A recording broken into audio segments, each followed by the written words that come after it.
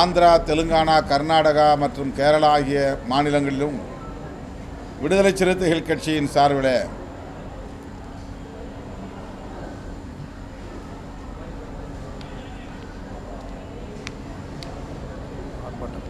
ஆர்ப்பாட்டங்களை ஒருங்கிணைக்கிற பொறுப்பு அந்த மாநில தலைமைகளுக்கு வழங்கப்பட்டிருக்கிறது. வசதியான நாட்களில் 10 நாட்களுக்குள் அந்த ஆர்ப்பாட்டங்கள் ஒருங்கிணைக்கப்படும் என்று தெரிவித்துக் கொள்கிறோம். மின்னணு வாக்குப்பதிவு எந்திரத்தை மட்டுமே நம்பியிருந்தால் நாடாளுமன்ற ஜனநாயகத்தை பாதுகாக்க முடியாது என்கிற அச்சத்தை விடுதலை சிறுத்தைகள் கட்சி வெளிப்படுத்துகிறது.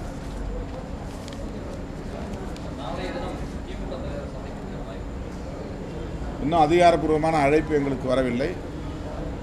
அழைப்பு வந்தால் உடனடியாக நாங்கள் சந்திப்போம்.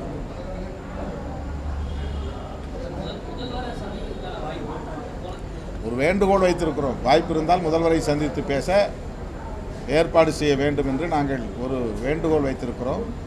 சூழலுக்கு ஏற்ப எங்களுடைய சந்திப்பு நிகழும்.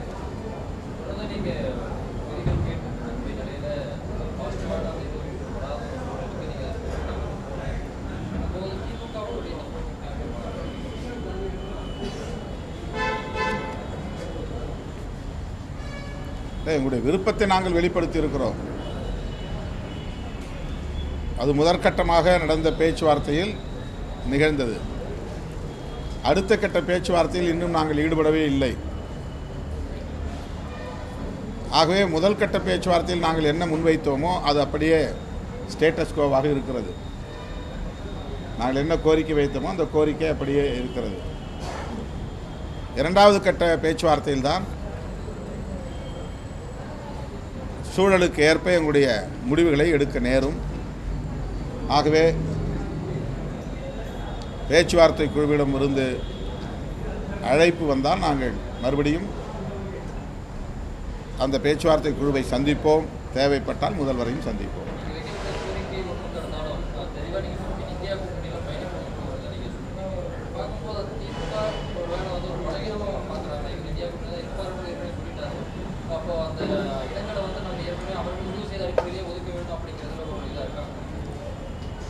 எங்கள் பலம் குறித்து நாங்கள் தான் மதிப்பீடு செய்ய முடியும். ஆகவே எங்கள் பலம் எங்களுக்கு தெரியும் என்கிற நம்பிக்கையில்தான் எங்கள் கோரிக்கைகளையும் நாங்கள் முன்வைக்கிறோம்.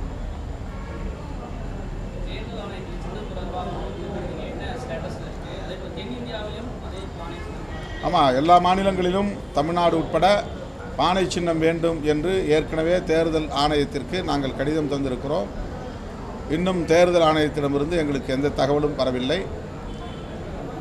பானை சின்னம் ஏற்கனவே நாங்கள் பயன்படுத்திய ஒரு சின்னம்தான். அது சுயேட்சை சின்னமாக இருந்தாலும் சட்டப்பேரவை தேர்தலில் விடுதலை சிறுத்தைகள் 6 தொகுதிகளிலும் பயன்படுத்தியது. 4 தொகுதிகளில் வெற்றி பெற்றிருக்கிறோம். ஆகவே மீண்டும் எங்களுக்கு பானை சின்னமே ஒதுக்கப்படும் என்கிற நம்பிக்கை உள்ளது.